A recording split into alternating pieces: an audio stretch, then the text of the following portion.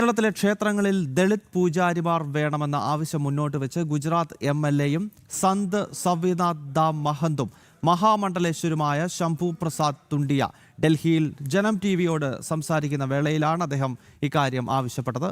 Report കാണാം. ജാതി വിവേചനം അവസാനിപ്പിക്കുന്നതിനുള്ള കൃത്യമായ കാഴ്ചപ്പാടാണ് ശംഭു പ്രസാദ് തുണ്ടിയ മുന്നോട്ട് വെച്ചത്. അവഗണിക്കപ്പെടുന്ന വിഭാഗത്തെ ചേർത്ത് പിടിച്ച് മുന്നോട്ട് പോകാനുള്ള മനസ്സുണ്ടാകണമെന്നും വിവേചനം അവസാനിപ്പിക്കാനുള്ള കാലം അതിക്രമിച്ചെന്നും അദ്ദേഹം ചൂണ്ടിക്കാട്ടി. ഗുജറാത്തിൽ ദളിത് പൂജാരിമാരുണ്ടെന്ന കാര്യം എടുത്തു പറഞ്ഞാണ് അദ്ദേഹം കേരളത്തിലും ഇതേ മാതൃക സ്വീകരിക്കാവുന്നതാണ് എന്ന് പറഞ്ഞത്. जहाँ पर हर मंदिर में अधिकार है, दलितों को पुजारी के रूप में पूजा अर्चन करने का अधिकार मिला है। हिंदुओं के जो 16 संस्कार है वह संस्कार पाने का पूरा अधिकार है। शास्त्रों का पठन पाठन अध्ययन करने का पूरा अधिकार है। उनके गुरु के रूप में मैं स्वयं खुद वहाँ मौजूद हूँ एज ए धर्माचार्य, एज ए वैष्णवाचार्य।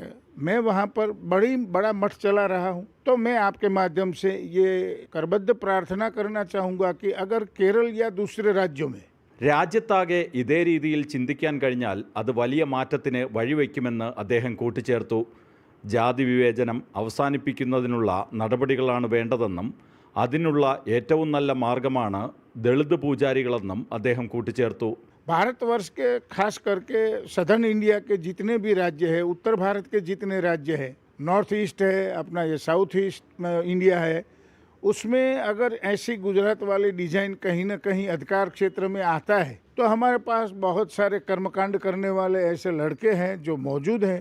अपने आप प्रचारक के रूप में स्वतः अपने जात को प्रस्तुत करेंगे, सेवा करेंगे सनातन वांग्मय की, और उसके माध्यम से हम एक नया रास्ता खोल सकते हैं. കേരളത്തിന് മാതൃകയാക്കാൻ കഴിയുന്ന വിധത്തിൽ ഗുജറാത്തിൽ ഇങ്ങനെയും ചില കാര്യങ്ങളുണ്ട് എന്ന് വ്യക്തമാക്കുന്നതാണ് ശംഭു പ്രസാദ് തുണ്ടിയയുടെ വാക്കുകൾ. ആദർശ് TS, ജനം, ഡൽഹി.